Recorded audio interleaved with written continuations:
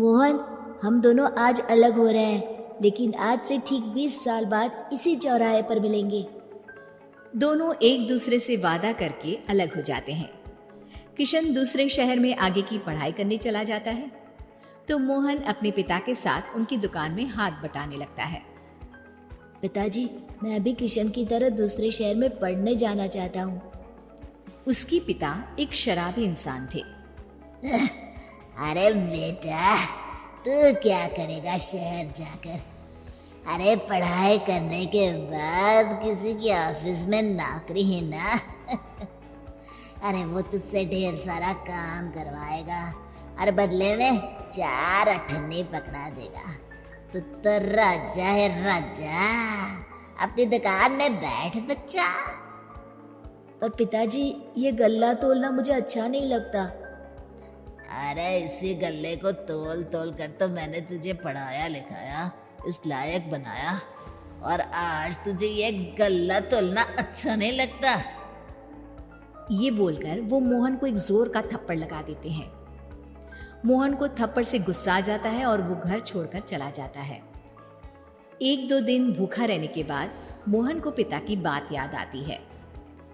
ऐसा कौन सा काम है जिसमें खुद के लिए मेहनत करना और ज्यादा से ज्यादा पैसा हो? वो सोच में पड़ जाता है कि तभी उसे घोड़ों की आवाज आती है। वो एक पेड़ के पीछे छुप जाता है और जहां देखता है कि डाकू कैसे एक चादर फैलाते हैं और उसमें ढेर सारे सोने के गहने डाल देते हैं। डाकुओं का सरदार बोलता है, चलो, एक दिन मेहनत की, अब बाकी के महीने राजा बनकर गुजारेंगे। सारे जोर जोर से हंसकर वहां से निकल जाते हैं। अरे वाह, ये तो सच में बड़ा ही अच्छा बिजनेस है। फिर क्या था, मोहन ने छोटी मोटी चोरी का काम शुरू कर दिया। कभी किसी की चेन खींच लेता तो कभी किसी की पॉकेट मार लेता।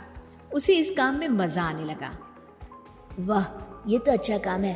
पिताजी ठीक कहते थे, कुछ नहीं रखा पढ़ाई लिखाई में, सारा वक्त पढ़ो, फिर किसी और के लिए काम करो, और महीने के अंत में वो पकड़ा देगा 4 अठन्नी। ना बाबा ना। धीरे धीरे समय बीतता जाता है और मोहन जाना माना चोर बन जाता है। लोग उसके नाम से कांपते और कोई भी पुलिस वाला उसे पकड़ ही नहीं पाता। सभी उसका चेहरा पहचानते, लेकिन वो कहाँ रहता है ये किसी को पता न था। फिर एक दिन वो भी आ जाता है जब मोहन को किशन से मिलने का दिन याद आता है। ओह, 20 साल बाद आज ही का दिन है जब मुझे अपने यार किशन से मिलना है। और फिर वो उस शहर में जाता है और चौराहे में खड़ा हो जाता है।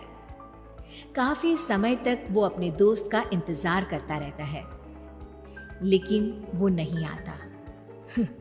मैं भी पागल हूँ, किसे 20 साल पहले की बात याद होगी। कुछ देर इंतजार करने के बाद वो वहां से जाने लगता है कि तभी सामने 2 पुलिस वाले आ जाते हैं और उसे गिरफ्तार कर लेते हैं। मोहन को आश्चर्य होता है कि उन लोगों को मोहन का पता कैसे चला। अब सुनो, तुम लोगों ने अब मुझे पकड़ ही लिया है, तो क्या मैं जान सकता हूँ कि तुम लोगों को ये कैसे पता चला कि मैं यहाँ आने वाला हूँ? उसमें से एक पुलिस वाला मोहन को एक लेटर देता है।